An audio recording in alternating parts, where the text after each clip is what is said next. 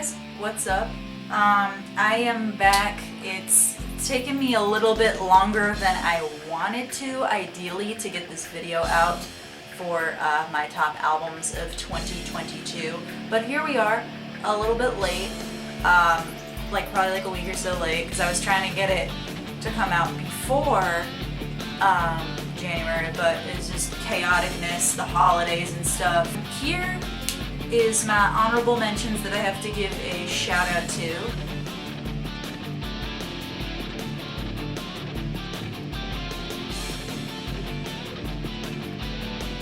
But number 11 for me is Soccer Mommy's Sometimes Forever. This is Soccer Mommy's third full-length album that they came out with, and I really enjoy how this album kind of reminds me more of their first record, Clean. Definitely is a refreshing album though that I think goes back to the strong songwriting that Soccer Mommy has always had. I really like a lot of how these melodies kind of are inspired by kind of like early 2000s like pop rock music, and especially like in the production as well.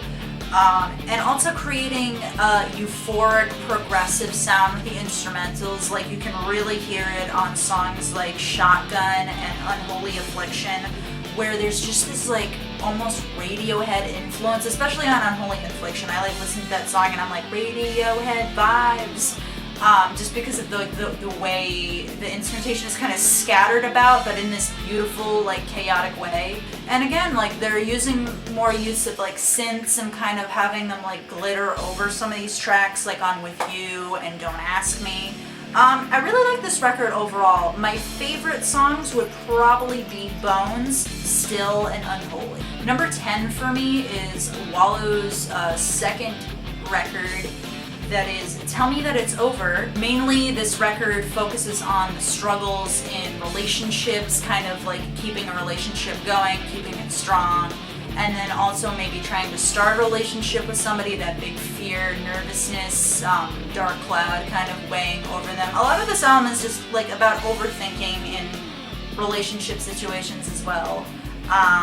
Just really kind of getting stuck in your head a lot of the time. And I'm not gonna lie, when I first listened to this record, the production to me felt very like clunky at times. But after like listening to it, the clunkiness kind of the production and like the weird things going on in it didn't really bother me anymore, and I kind of found it as a very like unique thing that Wallows was going for. The band kind of flirts more with pitch shift vocals and fade in and out instrumentals, and you hear that on songs like Missing Out, Marvelous, and Hard to Believe. The band definitely pushed way out of their comfort zone on this record. Definitely don't think it's nearly as good as their first record. Nothing Happens by any means. Definitely don't think it's as good as that record.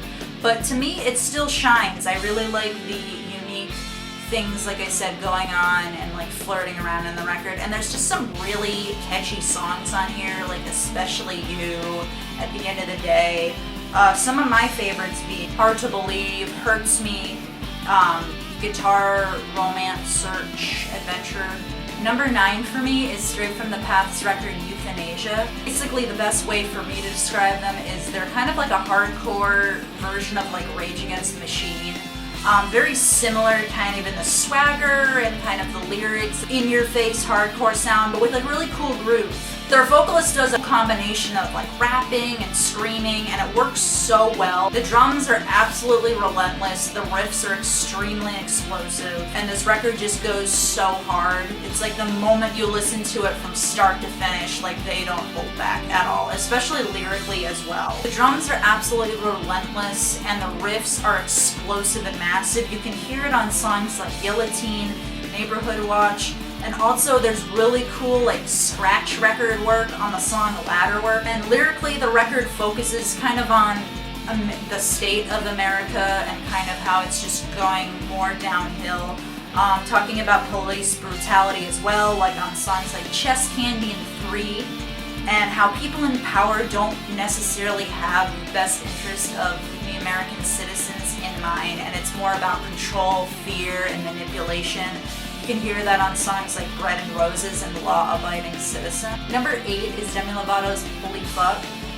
Demi comes back strong and rocking on this new album. She kind of wanted to go more back to her roots, kind of focusing more on rock like she did with her other records, like Don't Forget and Here We Go Again. My twist is Disney doesn't have like their hand in it, so this record is definitely not clean or like PG necessarily. She definitely lyrically kind of goes for a more sexual tension record. Imagery and inspiration for this album was inspired by her Christian upbringing and attaching that with her feeling more comfortable in her skin and more comfortable with her sexuality. You can really hear it on like the self-titled song Holy Fuck, City of Angels in Heaven. Also on the flip side, Demi is never afraid about talking about her personal struggles and all the things that she goes through and how people kind of try to put her in a certain box or in a certain way to be like this person she was like 10 years ago or something. And you hear that on songs like Eat Me, Happy Ending, Freak, and Help Me. Demi's voice, as usual, is a powerhouse behind these massive rock songs. I really love how her voice just shines. And I think really rock is the genre where she's the best in. But she can do various genres, and she's proven that throughout her discography. I love how this was the record she wanted to make, and you can feel that throughout. And even with her speaking about it, I know she's definitely proud of this record. And seeing a good chunk of these songs live, I will say that they really, in a live setting, absolutely are amazing. My favorite songs on this record, very hard to pick, but would have to be Help Me, Happy Ending, Substance, and Bones. Number 7 for me is Devil Wears Prada's record Color Decay. This is probably one of the Devil Wears Prada's most depressing and dark records. This record just feels so heartbreaking in the lyrics. It feels like there's this cry for desperation and hopelessness throughout the record. A lot of this record too touches on different parts of addiction, whether it's that person being the person addicted to whatever and getting caught up in that, or about maybe a friend that died from addiction. Like songs on 25 about heartbreak, and then a song like Cancer, hoping that somebody is dying from cancer instead of addiction. Devil Wears Prada have done a great job evolving their sound over time. I just feel like they've gotten better and better, and also really technical as well. I love the contrast of dark and light sounds in the vocals and instrumentals like you hear on a song like Salt.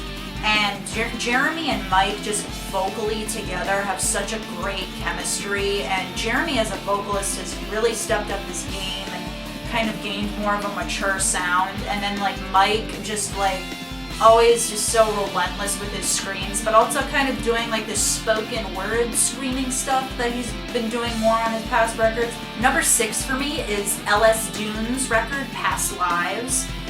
This is a crazy supergroup with a member from Circus Survive, a member from My Chemical Romance, a member from Coheed and Cambria, and a couple members of the band Thursday. And just what a crazy like mashup collaborative.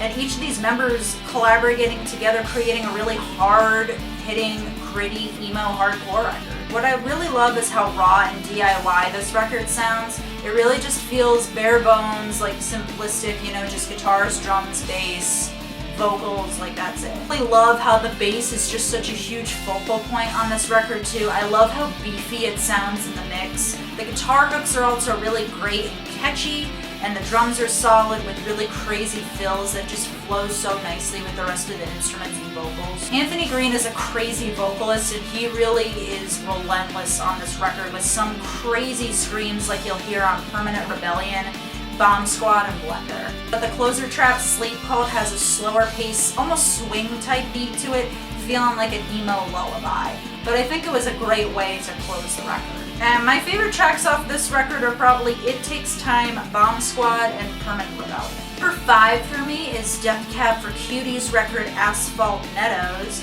I feel like Death Cab have come back to what makes them really special with the songwriting and the instrumentation on this record.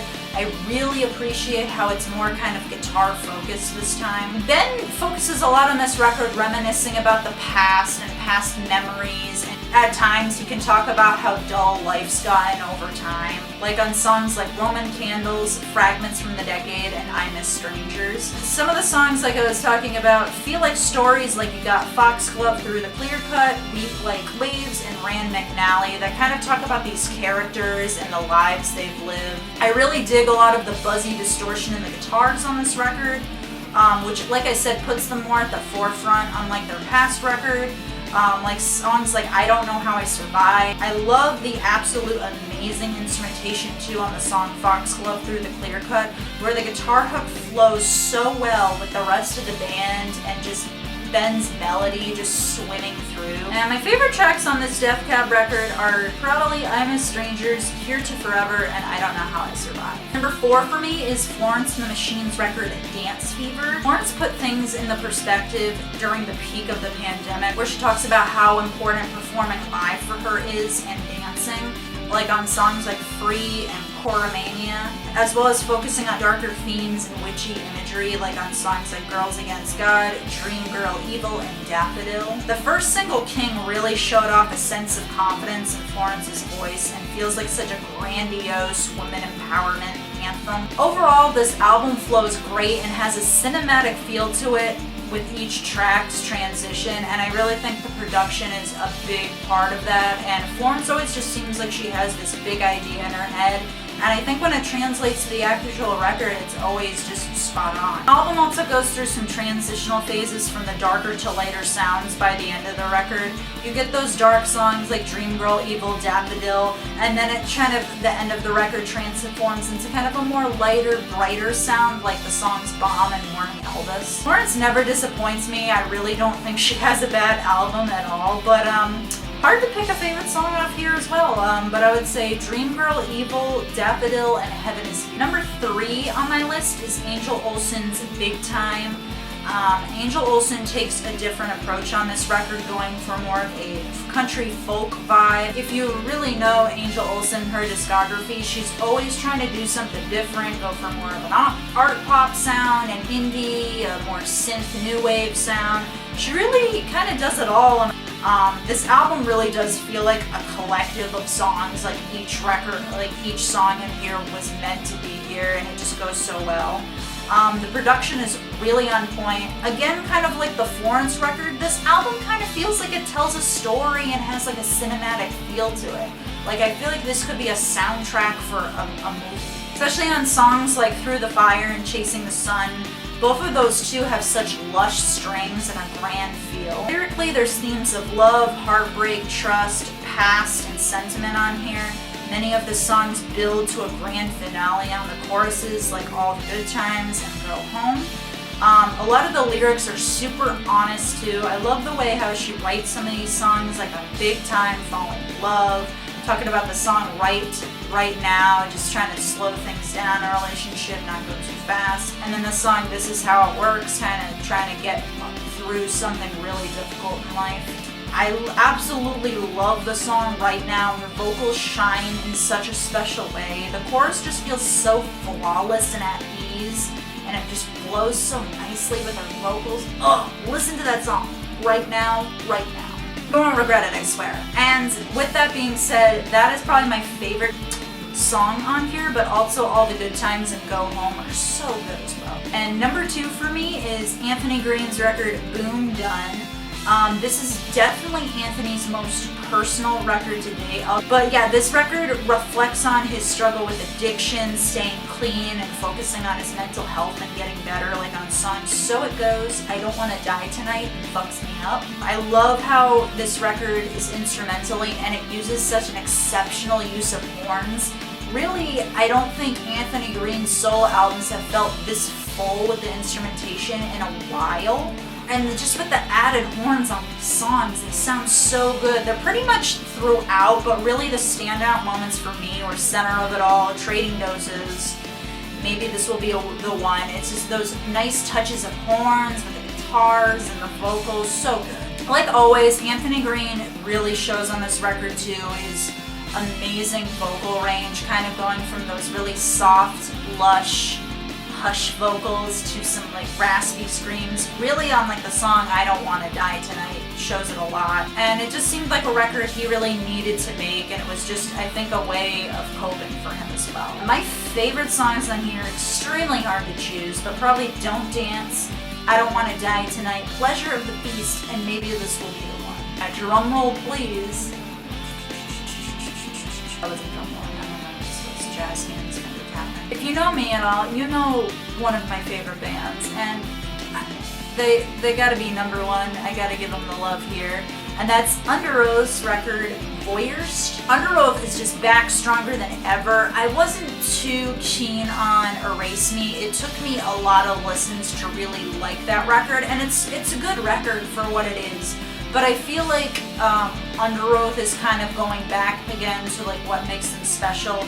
A lot of these songs feel like they have elements from past records, like Lost in the Sound of Separation and Define the Great Line, but also with a fresh approach. They still give the elements of heavy, hardcore hitting sounds, also with industrial tendencies, but in a more interesting and striking way, but also with a melodic pop flair as well. I really like too how they also, with this record kind of just being really hard-hitting, heavy and angsty pretty much throughout, they have some great tracks that take a step back and are a little bit more atmospheric, like No Oasis and Pneumonia. This also has their most heaviest track to date, probably since the early 2000s, before Spencer was even in the band, and this song is Cycle.